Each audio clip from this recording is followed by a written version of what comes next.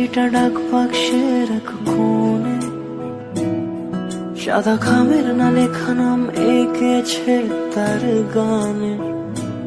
তোমাকে না লেখা চিঠিটা ডাক। Hello everyone, good morning. কেমন আছো সকলে? আশা করছি ভালো আছো, আমিও ভালো আছি।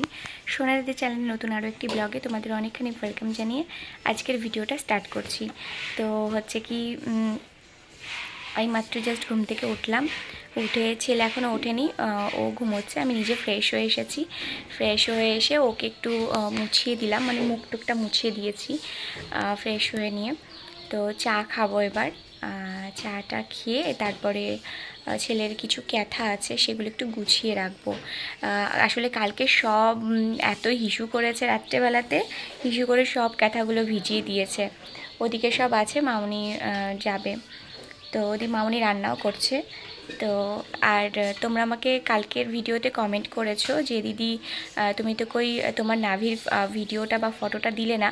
তো সত্যি কথা বলতে না, আমি না ভুলে গেছিলাম কালকের ওই ভিডিওটা দিতে। আজকের ভিডিও লাস্টে ক্লিপটা আমি দিয়ে দেবো, তোমরা দেখে নিতে পারো। তো যাই হোক, চলো তোমরা ভিডিওটা কন্টিনিউ দেখতে থাকো, আশা করছি ভালো লাগবে।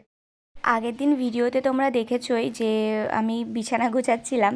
তো সেখানে আমাকে অনেকে কমেন্ট করেছো যে দিদি এখন সেরকম কোনো ভারী কাজ করো না, কারণ যেহেতু রিসেন্ট তোমার ওটি হয়েছে। তো যেহেতু পেস্টিং পুরো এখনও কাঁচা আছে, উপর থেকে শুকিয়ে গেলেও। বিশেষ করে আমার পার্সোনালি একটা দিদি ভীষণ ভালোবাসে আমাকে। তো এক সোশ্যাল মিডিয়া থেকেই কিন্তু ওনার সাথে পরিচয় আর কি। তো ওই দিদি বকাঝকা করছিলেন। কিছু মানুষ আছে যাদের সাথে আমার রক্তের সম্পর্ক থাকলেও তারা কোনো দিন একটা খোঁজ নিয়ে দেখে না যে আমি কেমন আছি না আছি। এই যে আমি পুরো প্রেগনেন্সি জার্নিটা কাটিয়েছি, আবার আমার ওটি হয়েছে, কোনো আমার রক্তের সম্পর্ক কিন্তু অনেকেই আছে, তারাও কিন্তু একবার খোঁজ নিয়ে আমার দেখেনি যে আমি কেমন আছি না আছি। কিন্তু আবার কিছু কিছু মানুষ আছে যাদের সাথে আমার কোনো সম্পর্কই নেই, একদিনের হয়তো পরিচয়, তারা কিন্তু এমনভাবে আমার খোঁজ নিয়েছে। ঠিক যেমন এই দিদিটা, এই দিদি কি বলবো তোমাদের, আমি না সত্যিই ভাবতে পারিনি এই দিদির সাথে একদিনের মাত্র পরিচয় আমার সাথে দেখা হয়েছিল। আমি যেদিন ওটি হয় সেদিনকে আমার সাথে দেখা করতে আসে, নিচে অনেকক্ষণ নাকি ওয়েট করেছিলেন আমাকে দেখবে বলে। তো এসে দেখা করে, অনেকক্ষণ কথা হয়, প্রায় আধা ঘন্টা 1 ঘন্টা মতো কথা হয়। সোনা পাপার জন্য অনেক গিফট নিয়ে আসে। যেদিন আমার ওটি হয় সেদিনকে আমার সাথে অনেক দিদি দেখা করতে এসেছিলেন, যেটা আমি ভীষণ ভালো লেগেছে যে তারা মানে খুঁজে খুঁজে হলেও এসেছে।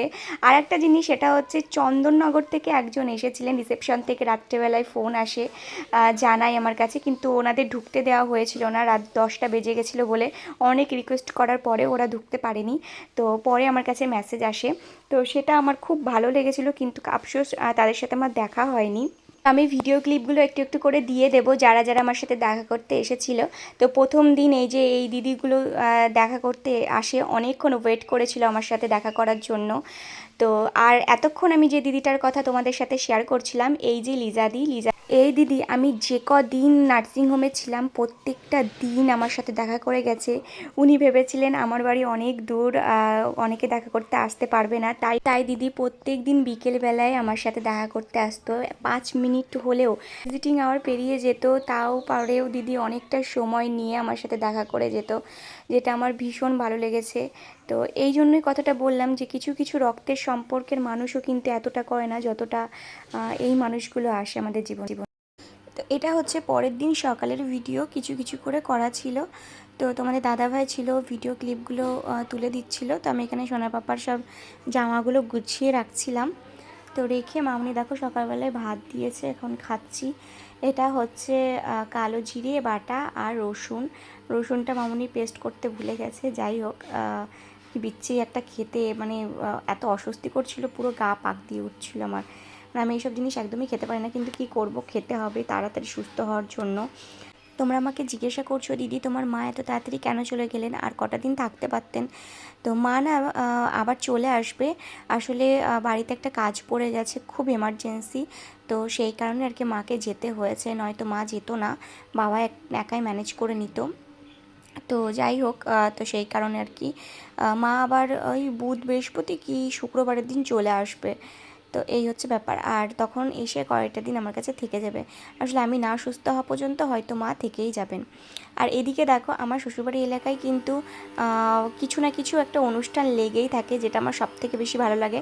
আর অনুষ্ঠান যেমন তেমন মৎস্যটা দেয়া হয়, খিচুড়ি ভোগ, ডাল ভাত, এরকম সব কিছু, বেশিরভাগ খিচুড়ি ভোগ। তো আমার আবার খিচুড়ি খেতে ভীষণই ভালো লাগে। তো যাই হোক, এটা হচ্ছে মাতোয়া দল বলে না কি একটা বলে, আমি ঠিক জানি না। আগের বছর আমি করেছিলাম, আমি ছিলাম তো সেই সময়। আর এবছর তো একটু অসুস্থ, বুঝতেই পারছো, যেতে পারবো না। তো সেই কারণে বেশ ভালো লাগছিল। এখন তো গরম পড়ে গেছে ভালোই, চৈত মাসে কীরকম গরম পড়ে বুঝতেই পারছো।